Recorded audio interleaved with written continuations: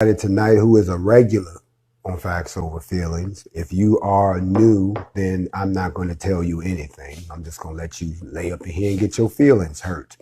You can't bring your feelings to Facts Over Feelings, because if you do, you're going to find out that your feelings don't mean nothing here. But for all of the folks from the media that like to tune in now and actually broadcast this particular video live stream for your viewers, I'd like to welcome you all too.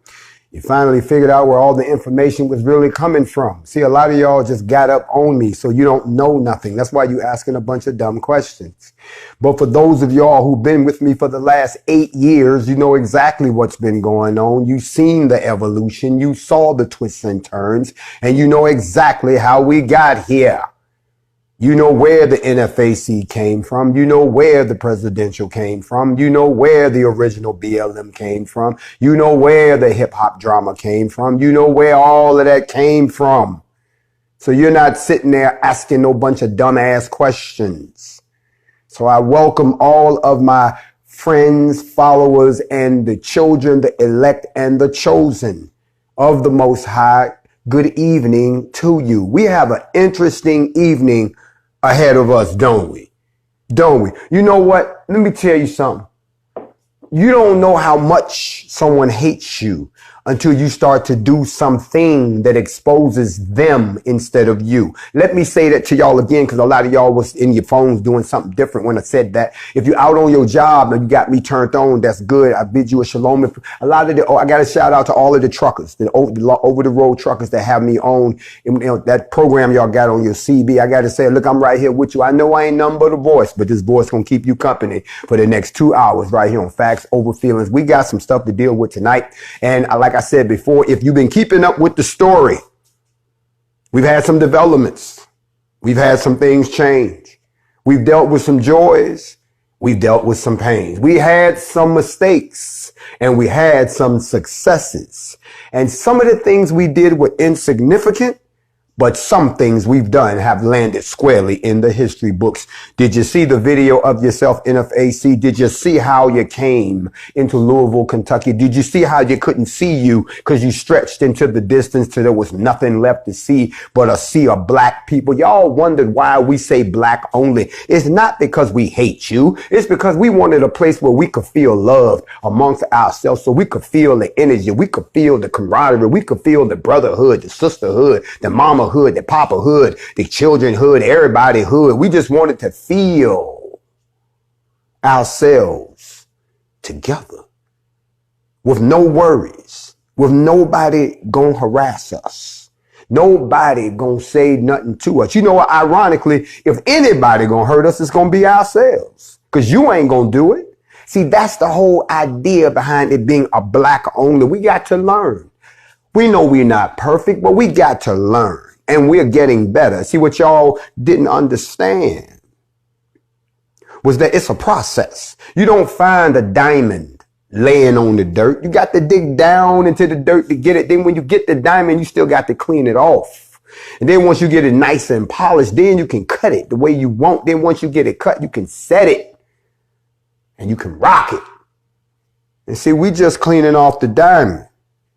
Y'all sit back. In the words of Run DMC, check the star because I'm going far. Now check the shine. You know what I'm saying? So we got to deal with some reality tonight, family. We do. And again, I welcome you to Facts Over Feelings. You could have been anywhere on social media, but you chose to pull up here, whether you're a friend or foe. You chose to show up, and you came on the wrong night, because tonight we celebrating just a little bit more like we always do, because you see, they want y'all to think one thing.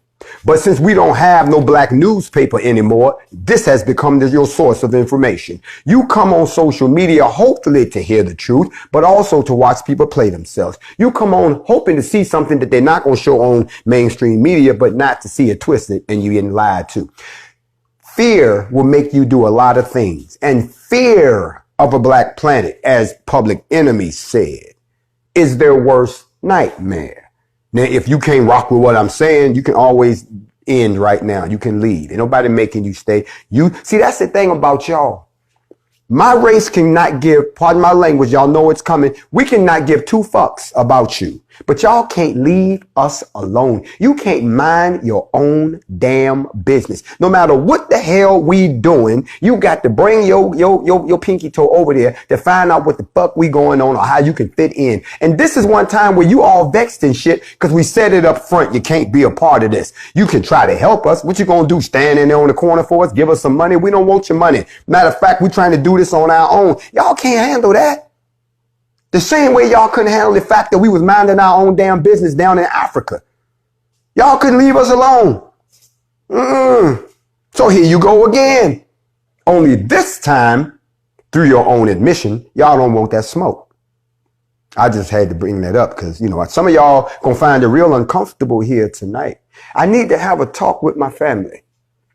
We got to deal with some things, but we got to deal with the facts. Not the feelings. And this is going to be a tough one. So I need y'all to stay with me. Don't get lost in your emotions and start acting like a bunch of bitches. Now, first thing we got to deal with is, of course, I told y'all before we went down to Louisville that there was a goal. A goal was to find out what was going on. That's what we was going down there for. To find out what was going on. It wasn't to go down there to shoot it out with nobody. This ain't the wild, wild motherfucking West. We went down there because they obviously wasn't going to tell the people down there what was going on. So we figured, well, maybe if we went down there, because everywhere else that we've announced that we were going, shit happened. When we announced we were coming to Brunswick, Georgia, within 2 hours, they locked these motherfuckers up. So, okay, got a little action there. You understand what I'm saying? The thought that we was coming to Minneapolis had them doing shit and we didn't even show up. But then we get to Louisville. And Louisville, we would have thought, would be a lot further along than it is right now. It wasn't. Then we start seeing crazy stuff. People shooting people off of buildings and paint guns and white boys on the roof, sniper rifles, and the cops let them go and just, what's going on in Louisville? Now, so we had a goal when we went down there. Y'all seen the video. If you haven't seen the video that's available on my YouTube channel right now, not the little blurb you saw on here, which already was crazy, go watch the whole thing over there. There's some very interesting things that happened in that video. As one black woman told me, she said, never in my life did I ever think I would see a black man stand in the middle of the street and give instructions to kill someone? To other black people. And all the other black people were like, okay, all right. She said, I never thought I'd see no shit like that. She said, I'm good. I'm ready to go. See, to some of us, that was a moment that we don't have often. It's a moment y'all didn't want to see us have. But when it came to Breonna, this wasn't just who killed her and was they gonna go to jail. That was just one part. If y'all can rock with your boy for 2 seconds, the most insulting part was, but y'all was playing us like we stupid. Like we just, okay, well, nothing's gonna happen. We'll just go about our business. No, motherfucker, no, Eric, stop. Y'all ain't gonna do nothing?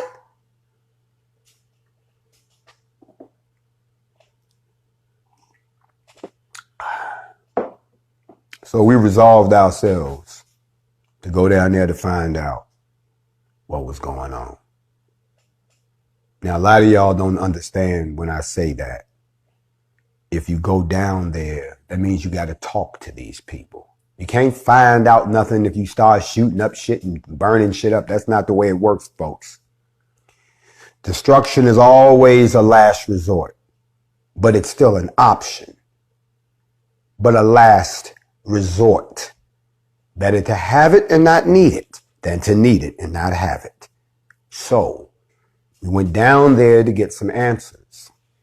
And you have to know how, like I like what some guy said on one of these commentaries I saw. He said he ran for president, so he know how to talk that political talk. You're absolutely right. I know exactly how to talk to these folks to find out exactly what it is that we need to know so that we can arrive at a position that's beneficial for us and not put them in a position to do nothing stupid.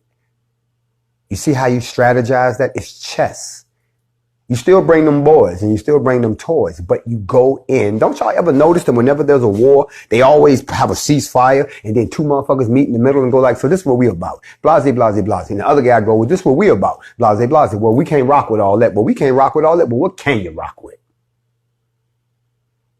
And then they come to an agreement. And they either come to an agreement and the shit is over, or they can't agree and they go back and it's time for the shit to start flying. That's how it's been throughout history. What the fuck's wrong with y'all?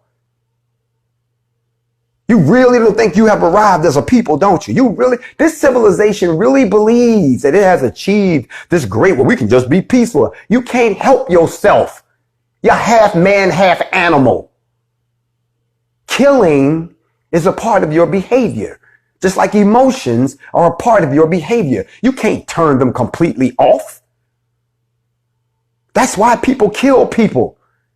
Oh, well, black on black crime, white on white crime, Latino on Latino crime, Chinese on Chinese crime, humpback on humpback crime, midget on midget crime. There's crime everywhere because it's in your nature. I'm not going to teach yet. I'm trying to stay away from that piece. I just want to deal with facts. Y'all better come on, roll with me. We're about to hit one of the loops right now. So throughout that process, and I have to commend all of the people that I talked to.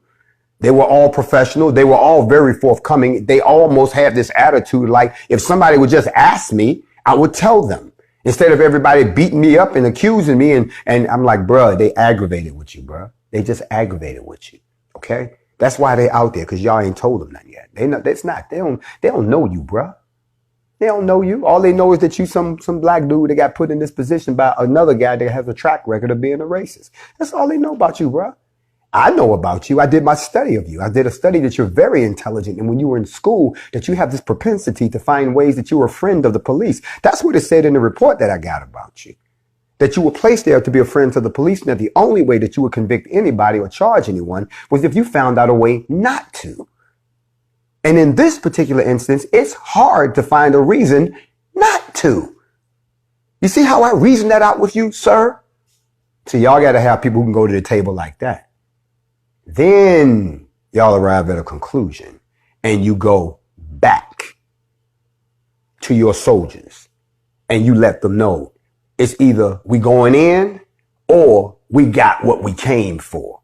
You see, that's how a militia should function. Not a mob, but a militia that has a purpose. Do you understand? Oh, I'm about to break something real deep on y'all tonight. You're going to learn something on this live stream. You're going to click off of this. If you hang around long enough, I put money on the fact you're going to walk away from this saying, I did not know that. So let me go ahead and finish unpacking this truck over here. So I commend all those people. I do. Very professional, very forthcoming. And what I loved the most was they were not afraid to throw each other under the bus. That's how you find out shit. You don't find out shit when everybody's covering for each other. You find out when somebody on the team did their own thing, screwed over 3 other people, and then they're going to tell you what they did. Oh, he told you what I did. You're going to tell them what he did. And before you know it, you got the whole story in front of them about this shit right here.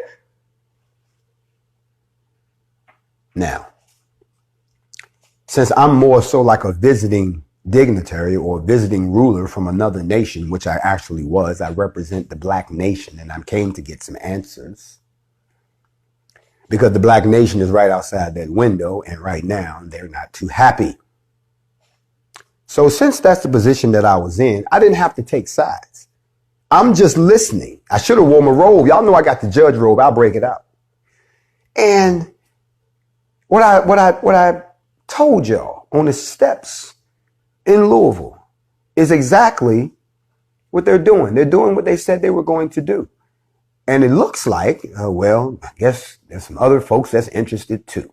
Yes, y'all know about the FBI investigation that has now shifted to Breonna Taylor.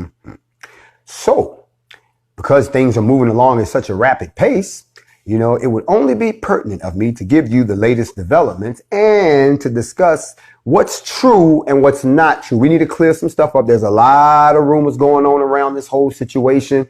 We need to clear some stuff up. They're not going to clear this. They're not going to take the time to break down what needs to be cleared up about a black woman. They trying to get this case off their damn books, right? But we're interested because the particulars of this situation could be me, it could be you, it could be any of us.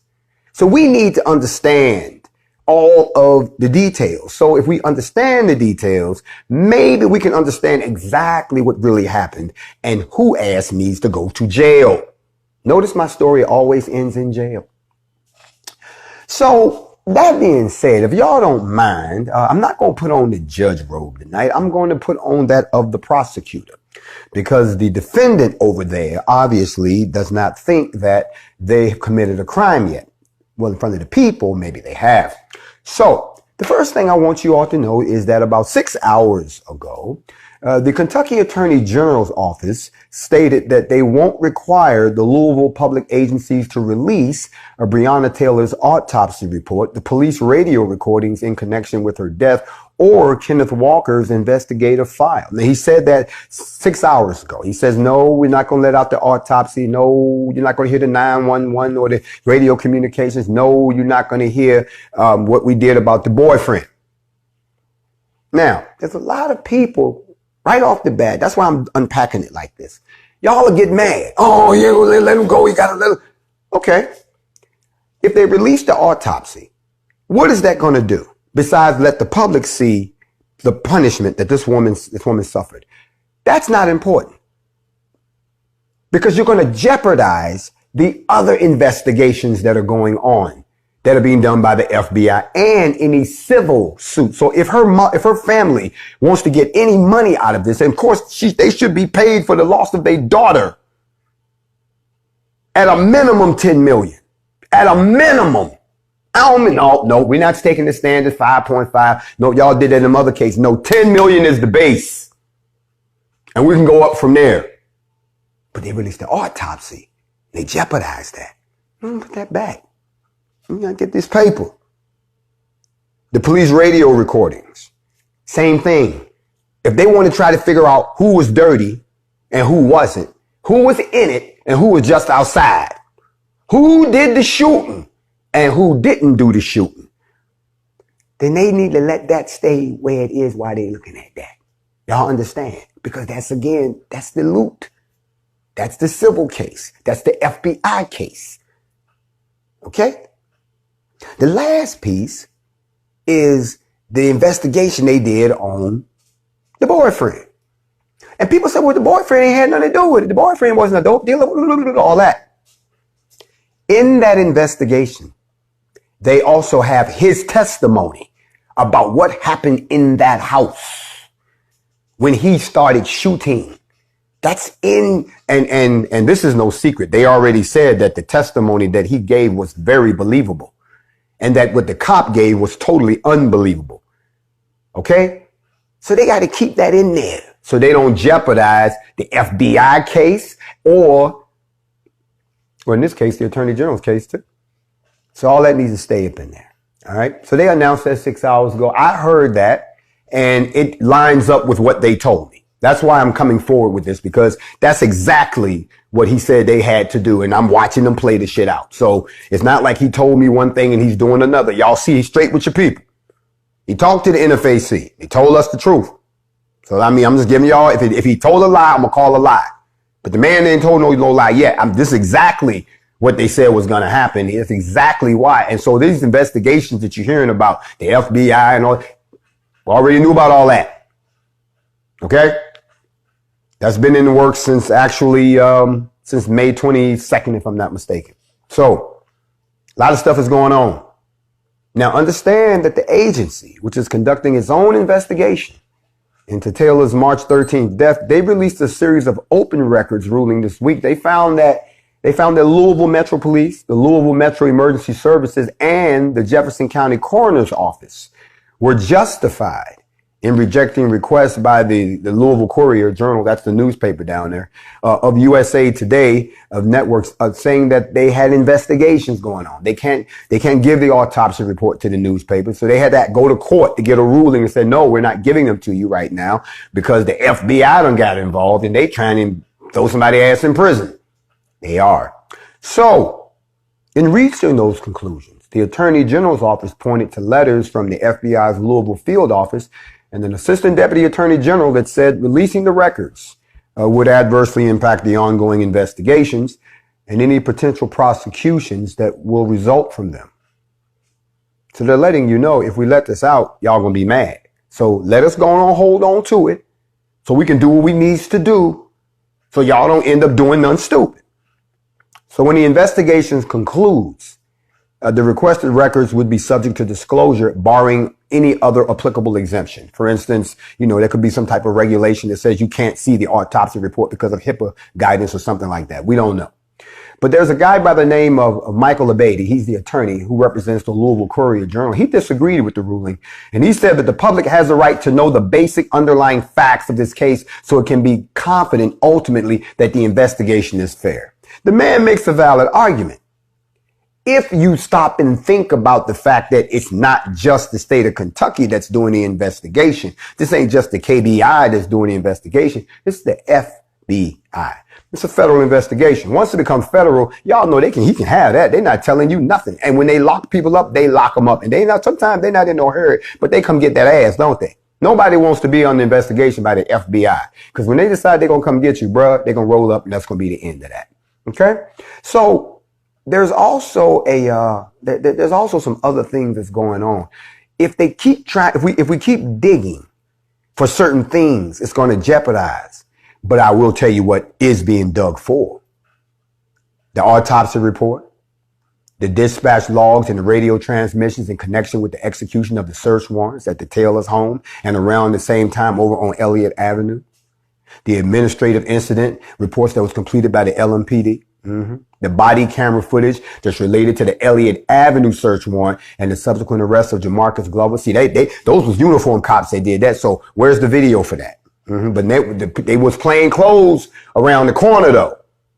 You see what I'm saying? So that's why, uniform cops is implicit in this too at another location. See, it was two things going on at the same time, y'all. Got to know the whole story. And then last but not least, a full investigative file relating to the dismissed charges against Kenneth Walker. All of that has been denied to be released. This came out 6 hours ago. I'm letting y'all know this now. I'm letting you know when I know. Because y'all know that I'm looking at the clock. Like y'all looking at the clock. So, yes, I seen people jumping up and down and celebrating that the FBI is now involved. But I also see people who are like, no, we need to know everything now. Don't you know that when the FBI gets involved and they start their own investigation, they're not going to let nothing out because they want to see the facts first. They ain't got no vested interest in this. They don't want them in this. This was not asked for. They just came on in like, you know what? This is some straight bullshit. We take everybody, open everything up. Just give me everything. Y'all just. So I wanted to give you the update on that. I did want y'all to know that, at the end of the day, I'm going to break it down for y'all real quick. Out of all of the stuff that happened that night, 22 shots got fired. 22 shots. Okay. By 3 different people. But the person that we are focusing on is Hankinson. Because Hankinson is the one that fired 10 rounds into that apartment blindly. He was the one that got shot. 10 rounds. Just, right? And then that wasn't the end of the shooting. They said there was more shooting when the 911 call was called. They said there was more shooting after that. So who was shooting? Nobody shooting back? The fuck is y'all doing? So I wanted y'all to know that there are a lot of facts to this case, but there's a lot of facts that are not facts at all. There's a lot of lies and rumors. There's some rumors that's going around, and we need to go ahead and shut them down. We're going to shut them down with facts tonight, and you probably believed some of these. So allow me, Miss Taylor, if you don't mind, I would like to clear up some facts surrounding your tragic death. Thank you. As almost as quickly as the fatal police shootings of Breonna Taylor became an international story and trending topics on social media, so did the misinformation about her life and her death. Now, let me give you the facts first. What I'm going to say is fact. And then I'm going to cover the myths. Okay, if you don't know who Miss Taylor was, she was a 26-year-old emergency room technician at both Jewish and Norton hospitals. She was inside her South End apartment when she was fatally shot by 3 plainclothes officers who were attempting to serve a no-knock warrant search at 12:40 in the morning on March the 13th of this year as part of a narcotics investigation. In other words, they were looking for drugs. The court records showed that the Louisville police obtained a warrant. They went and got a warrant with a no-knock provision. I mean, they don't have to announce they come in and just boom, just come on in your crib, for Taylor's apartment. And it was approved by a Jefferson Circuit Court judge by the name of Mary Shaw. Mary Shaw, that's who approved it. They went and told her, this is what we got. You got to sign this warrant. She signed it because they told her what she needed to hear. She signed it. They got it. We all, they gone. Went to see the judge, middle of the night. Got the warrant. Headed on over. Though the police and the prosecutors have said that the officers knocked and announced themselves before breaking down the door. Now think about it. Stop trying to insult my intelligence. Y'all went and got a no-knock warrant, but you knocked on the door.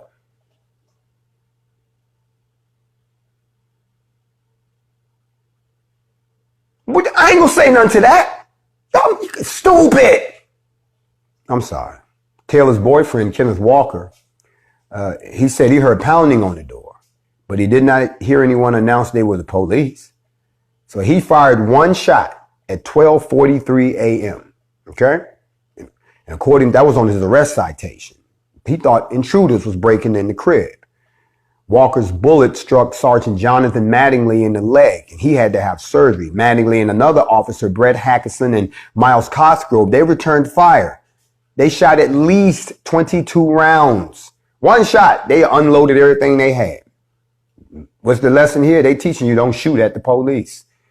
Right? They call it death by cop is what I've always heard it called.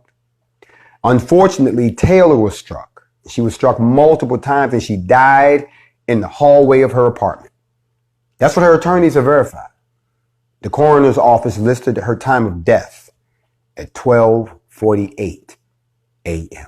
From the time they knocked on that door to this girl being dead in her own home. Walker wasn't wounded. Even though they shot 22 times, he wasn't wounded. Even though he shot the cop, and the cop fired right back at him, he didn't hit him, not at all. Those same attorneys said that the neighbors did not hear police announce themselves before entering. Nobody heard nobody yell nothing about no damn police. Mattingly, Cosgrove, and Hankison, they all got placed on paid vacation. They call it administrative reassignment pending the results of an internal investigation. In other words, the Louisville Police Department said they were going to investigate themselves. That's where everything went off the goddamn rails right there, y'all. Now, once they did their internal investigation, the LMPD, they've since fired Hankison. He was accused by listen to this now, the interim police chief. That's Robert Schrader, because the other police chief quit as soon as the shit broke. He said that he was blindly firing 10 rounds into Taylor's apartment. Just blindly, He says, I find your conduct a shock to the conscience. He wrote a letter to Hankison, laying out the charges against him. He says, I'm alarmed and I'm stunned you use deadly force in this fashion. Now, if you know some people who know some people who know some people who know this man, they will tell you that ain't nothing new about him, but you ain't hear that from me. The investigation is now in the hands of the Kentucky Attorney General Daniel Cameron, who we've been talking, and his team of investigators and prosecutors. That's where we had our discussion about what he needed to do to get the job done. Now, additionally, there's a detective, Joshua James, who obtained a search warrant for Taylor's apartment. He got reassigned too. He the one that actually went and got the goddamn warrant. So they don't put his ass. Now the FBI don't open an investigation. And Judge Shaw, you know Judge Shaw, has refused to address the case and her decision to sign the search warrant. She won't even talk about it. The judge said, I ain't got nothing to say. It's done.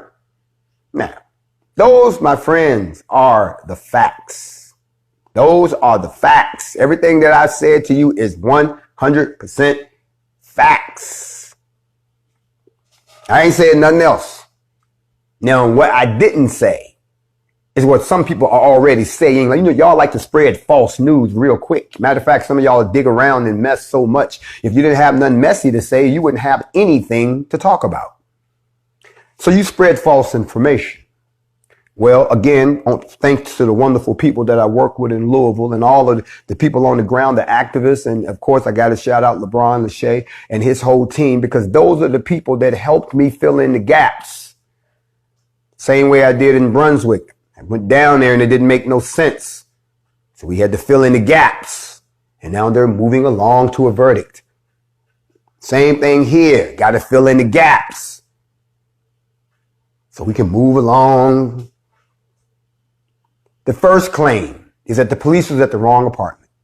Y'all heard that? Oh, they was at the wrong house. Somebody even said that to me. I heard they was at the wrong house. Yeah, I seen that on Facebook. I don't seen it on Twitter. They said they went to the wrong house on the night of the death and they served it. They broke into the wrong house. Now, I'm not going to call out this famous attorney's name, but he actually went on, he was involved in the case, and he went on Twitter and he said they had the wrong address and the real suspect was already in custody. So we went and looked at the copies of the search warrants the Louisville police received on March the 12th as part of the narcotics investigation. One was for Taylor's apartment, and there was three were for the adjacent homes on Elliott Avenue and in the Russell neighborhood, and one was at the house on West Muhammad Ali. That's where we started our actual formation. The Ali Boulevard warrant was not executed, although the reason has never been told why they didn't execute that warrant.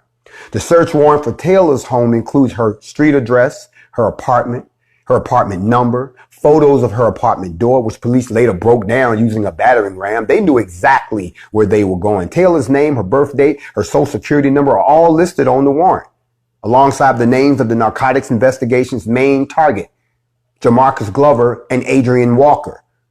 Adrian Walker and Kenneth Walker are not related. They just hung out together. Now, in the affidavit for the search warrant, James wrote that he'd seen Glover get a package from Taylor's house and that he used Taylor's address as his own on the documents. That's what everything I've said, that's what people are saying, right? Here's the facts. That's not true. Everything I just said to you is not true. The search warrant for Taylor and her home explicitly identified her and her address. The Louisville police were not there by mistake. They believed that Taylor had ties to Glover, one of the main suspects in their investigation. That's the truth. Here's another one that y'all been running around repeating that's not true. The police located their main suspect before they went to Taylor's house. That's what they was floating around, that when they went to Taylor's house, it was on Twitter, it was on Facebook, I seen it here on the gram. Oh, they already had him in custody. Here's what everybody was saying. They maintained that Glover, who was one of the main targets in the Louisville police narcotics investigation, already was in jail before the officers executed that March 13th search warrant at Taylor's apartment. I believed the same thing when I first heard the story. That's what made it so crazy. Y'all had this guy all along. In the lawsuit filed in Jefferson Circuit Court in April against the three Louisville police officers who fired their weapons by Taylor's family, the attorneys also argued that Glover was located and identified by LMPD prior to the warrant being executed at Breonna's home. That's what the attorneys were saying. In an additional filing in early July, the attorneys alleged that police actually converged on Glover's house on Elliott Avenue around midnight, well before police entered Taylor's apartment. So the Taylor's family contention is that police had no need to execute the warrant at Breonna's apartment that resulted in her death, since they already had located their main target. They saying that came from the attorneys. They said that in a recorded statement to investigators, Mattingly said that police executed the warrant at Taylor's apartment at the same time as the home on Elliott Avenue. Mattingly was the one that said that the warrant for her apartment was secured as a no-knock, but he was told to knock and announce. By who? Anyway, Taylor's apartment was considered a soft target with minimal threats, according to them. And they also said they did not believe that she had children or animals, but they weren't sure. Mattingly said that she should be there alone because they knew where their target was. Taylor's name was listed on the search warrant for her home along with Glover's name. All of this is part of what I'm telling you. According to court records obtained, we went and looked. According to this, we were supposed to execute at Taylor's apartment at 1240. That's what they said. Police also executed a search warrant 10 miles away at Taylor's home. So come on now. All of this is going on. Listen, let me tell you whether or not this is true or false. It's true. Official documents say the police executed the search warrant at Elliott Avenue and at Taylor's apartment at the same time. And Glover wasn't officially arrested until 2 hours later. So stop telling that lie. Glover may not have been in custody before officers forced their way into Taylor's home, but based on statements by Officer Mattingly, police likely knew where he was at the time. And that's the problem. Now, here's one I want to clear up, and I hope that y'all go and tell everybody on the mountain about this. Y'all done heard this rumor going around that Breonna was shot while she was asleep in bed. That's what somebody heard it. I heard it too. Various social media posts and media reports have said that Louisville police gunned down Taylor as she was asleep in bed. That's been all around. Matter of fact, Commonwealth Attorney Tom Wine played partial recordings of police interviews with Walker during the May 22nd news conference, in which Walker told police he and Taylor were watching a movie in bed. It was watching them more than we were watching it, he said, when they heard a loud bang at the door that scared both of them. Walker said he initially thought it might have been Taylor's former boyfriend, but there was no response when Taylor twice called out, "Who is it?" Then Walker said he grabbed his gun. It was registered to Walker, saying he was scared to death. Taylor yelled again at the top of her lungs, asking who it was. Walker said he said that she even asked. He said he was asking too. They got up out of bed and were going toward the door when it comes off its hinges. Walker fired one shot, unable to see who he was shooting at. That's what he told police. So police fired in response, and they struck Taylor multiple times, according to her family's lawsuit against the LMPD. Sounds credible, doesn't it? Completely false. Taylor and Kenneth Walker were in bed when they heard the banging on the apartment door at approximately 12:40 a.m. That's according to the statements that Walker made to the police. But they got out of bed before the police entered, and Taylor died in the hallway on the floor.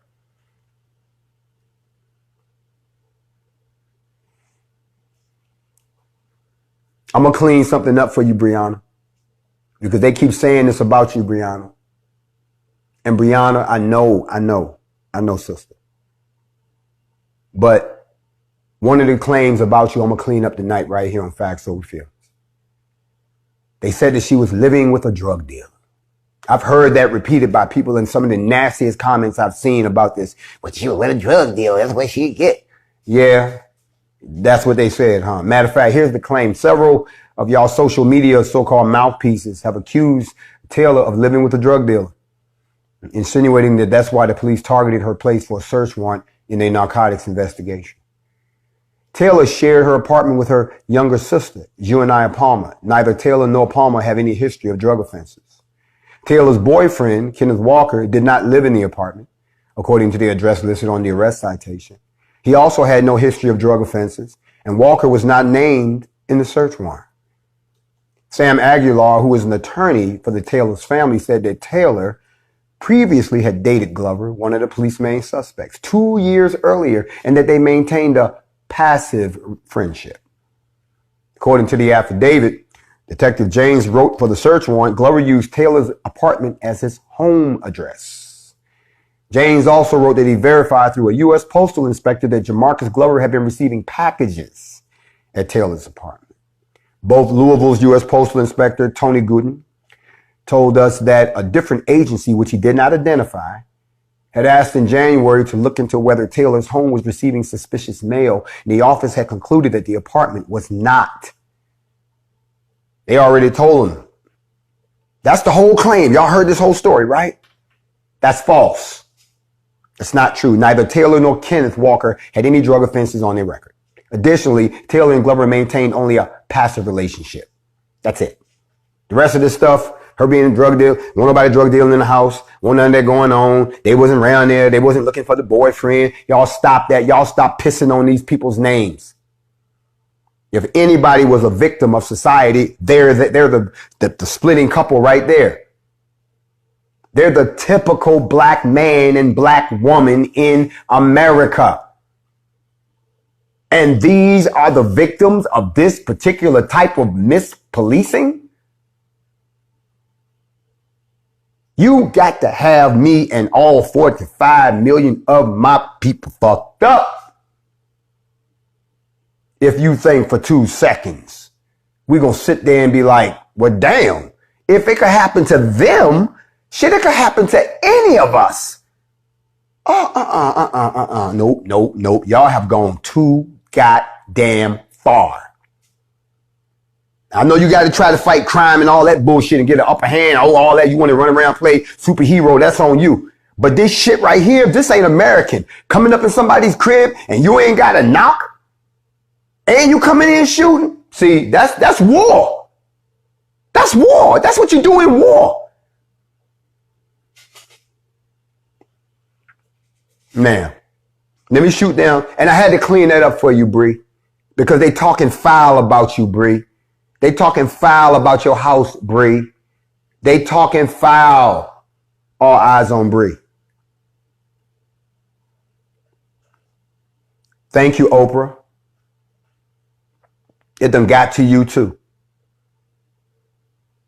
Thank you, Complex. It got to you too. Thank you, Sha Rock. It got to you too. Thank you, Yadameen Podcast. It got to you too. And all the other people that have felt what we feeling and have talked about it because they know y'all need to know about it and not get caught up in a whole lot of mess. So I had to clear that one up right there. Y'all gonna stop talking foul about my sister and her king that was shot up. I don't know where y'all get that from. We're not going to dig into that yet. That's for the second half of Facts Over Feelings tonight. Tonight, I want to deal with the facts. 6 hours ago, Attorney General decided that there was some stuff they weren't going to let out because the FBI is now investigating. We got to concur with that because we don't want to jeopardize the civil case either. But there's still some questions. Still questions. So I'm giving y'all the facts. I'm clearing up because you're going to hear a bunch of crazy stuff. Now, there's another claim out there. There's another rumor that's floating around that there's some body camera footage of Breonna's shooting there. Y'all have heard somebody say this. They said Sam Aguilar and Lanita Baker, who the attorneys for the Taylor family, say that more than 120 officers eventually were dispatched to the Taylor South End apartment on Springfield Drive on the early morning hours of March 13th. Despite that, there's no body camera footage that's been released. And they wrote that, in a wide range court ruling on June the 9th. That's when they said this. Hours after the shooting then, the Louisville police chief, Steve Conrad, told news media that there was no body camera footage to share from the shooting. He said the incident was related to the execution of a search warrant by the members of our criminal interdiction division. And some of the officers assigned to this division do not wear body-worn video systems, he said, because they're in plain clothes. So neither Mattingly, Hankerson, nor Cosgrove were wearing body cameras. That's what the police said. And the attorneys for the Taylor family, they argued that officers on the scene in the aftermath was wearing body cameras, and they could have captured information that could shed light on Taylor's death. So here's the verdict on this one. It's inconclusive. We really don't know. Because Conrad said that Mattingly, Hankerson, and Cosgrove were not wearing body cameras when they shot Taylor. However, other officers at the scene following the shooting, you're right, they had body cams. If so, they might have captured something. So we have to ask the question, where's them videos? I'm just raising the question. Now, some people they keep talking about Bree. I'm going to clear this up for you again, Bree. Clear it up for you again. Hold up. All eyes on Bree. Y'all keep calling her EMT. We even had high profile lawyers that came out and said that an EMT was killed in a bungled police raid. I'm gonna clear it up for you. I've heard it on the local and the national media. Yeah, we've seen how the national media can take something that's not true and run with it so hard that a lot of y'all can't get it out your head. Y'all still think somebody got shot at our formation. Anyway, they went out and told everybody this. Well, that's partially true. Can I? Thank you. See, Taylor joined the city as an EMT recruit in January of 2016, but she became a full EMT by June, and she left the Metro government in November 2016. Okay? They clarified that she was working as an ER technician at 2 of the hospitals at the time of her March 13 death with aspirations of becoming a nurse. That's the real irony of this whole thing. She was working in the ER, y'all, and got hit into an ER situation and nobody helped her. And they was wrong. Those are some of the myths that I needed to clear up about Breonna Taylor. Everything that I've just disproved, you can go back and watch this over when I'm done. Or you can keep walking around functioning on misinformation because it makes you feel good. We're not in here for that. Now, let me continue to move on with my case. It's going to get kind of rough right here. And I don't want nobody to throw their phone and don't nobody jump in the water.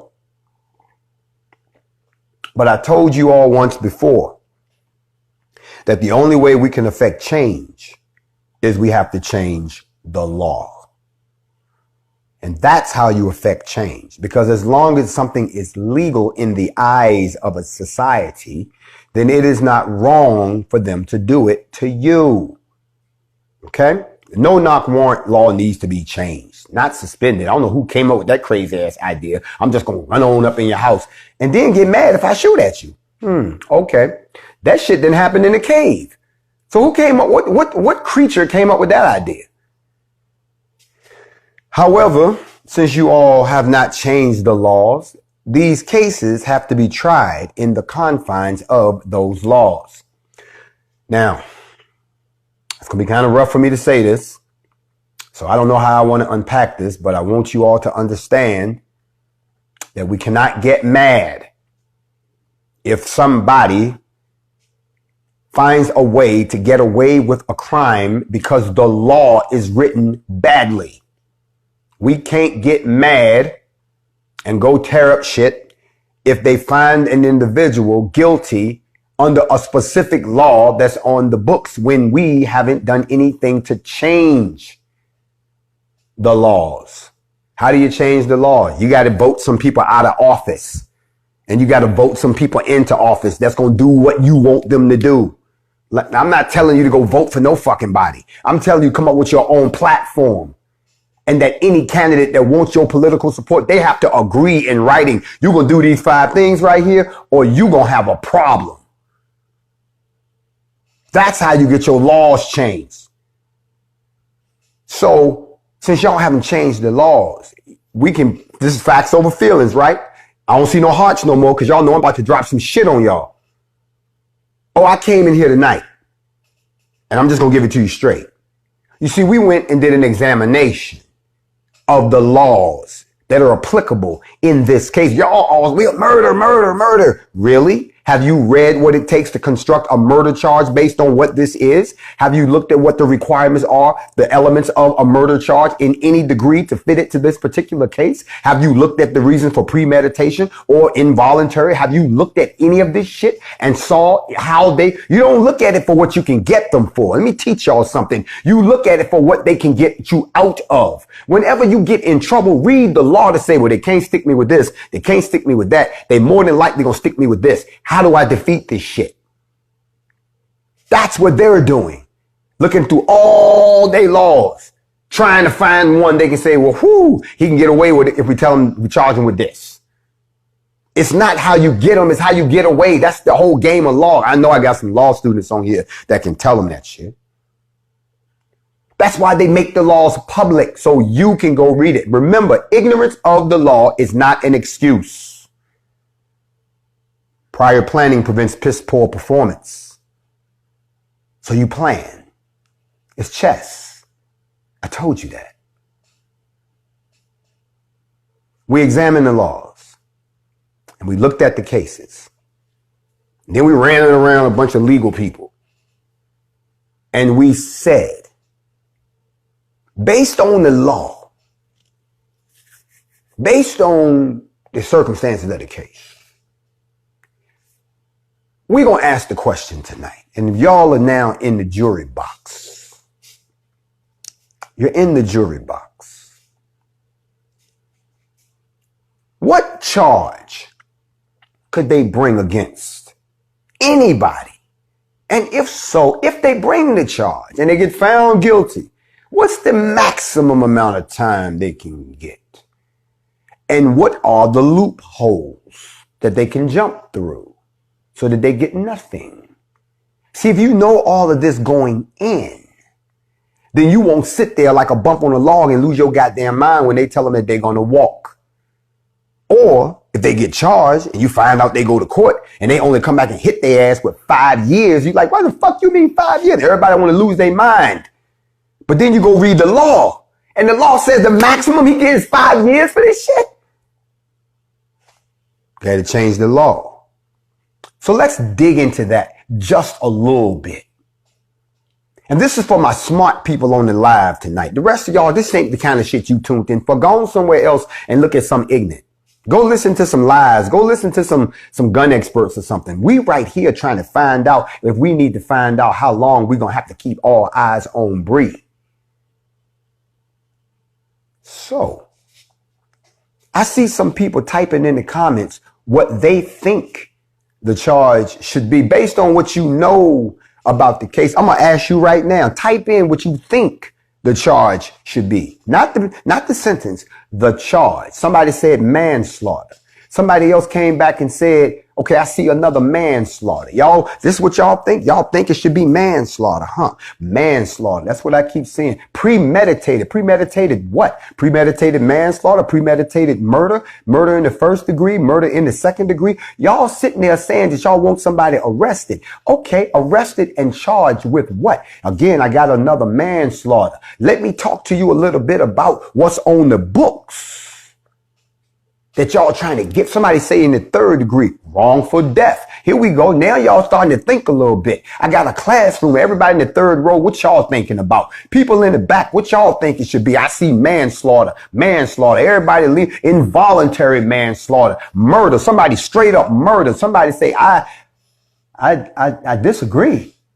Oh, first degree. I'm sorry. Okay. Another first degree. We got first degree murder. Everybody going straight to first degree murder. Somebody said endangerment. Endangerment. Okay. Reckless endangerment. Okay. Negligent homicide. I'm listening to what y'all saying. Second degree murder. Come on. What do you think they should be charged with? At least the trigger, man. Everybody's going for premeditated murder. Everybody. Let me help y'all out. And this is something that I've learned over the last 5 years of being involved and around a lot of these high profile shootings where people don't go to prison the way we want to. You see, the prosecutors play this little game, and so does the district attorney, where they overcharge an offense. Because as they overcharge the offense, there's no way it'll ever meet the conditions. And you can't find them guilty. They haven't, the state, or they can't prove the case. There's no way. So they overcharge. And the state can't prove that. And then the person walks. So let me be the first one to let you know that under the law, oh, it's going to get a little painful up in here. Under the current law, and I know we all asking for them to be charged. LeBron James said he want them charged. Beyonce said she want them charged. Oprah done even said she want them charged. And so do about 10 million other people who done signed a petition over at change.org demanding justice for Breonna Taylor. The NFAC want them charged. Even marched in 3,500 deep to let them know we want them charged. You've seen the video. And that Louisville Metro Police Sergeant Jonathan Mattingly, Officer Miles Cosgrove, and ex-officer Brett Hankerson be charged with killing her. That's what we all want. And all them charges y'all threw up there is what we think is fitting of the crime.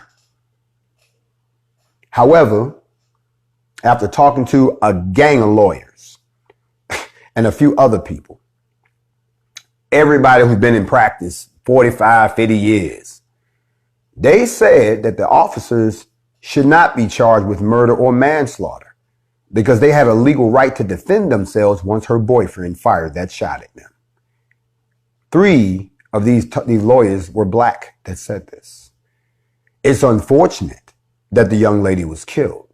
That's what R.B. Williams, who's the former president of Louisville's NAACP chapter, who spent much of his 10-year career fighting police in court, said.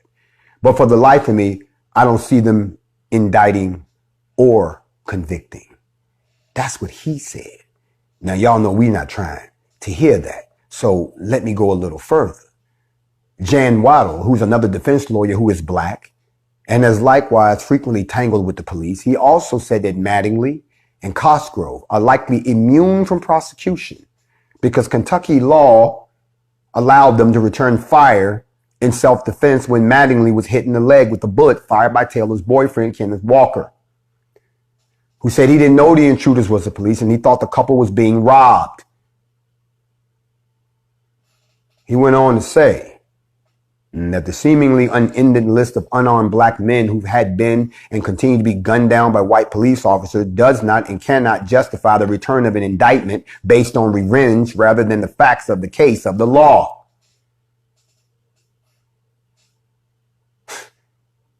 Listen, Sam Aguilar, who is a civil lawyer for the Taylor's family, he acknowledged Louisville police had a right to return fire immediately after they were fired upon shortly after midnight on that March the 13th. But he said that evidence showed that they continued to shoot after they were no longer in danger. And he said that there's a 911 call from one of the neighbors who reported hearing gunfire. More than 68 seconds later in the same call, she said she heard more. So there's an argument there. Most of the lawyers that we talked to, they had to agree that, now listen to this, they said that Hankerson should be charged, but that he should be charged with a crime I didn't see y'all type down there, that under Kentucky law, he should be charged with wanton endangerment of the first degree.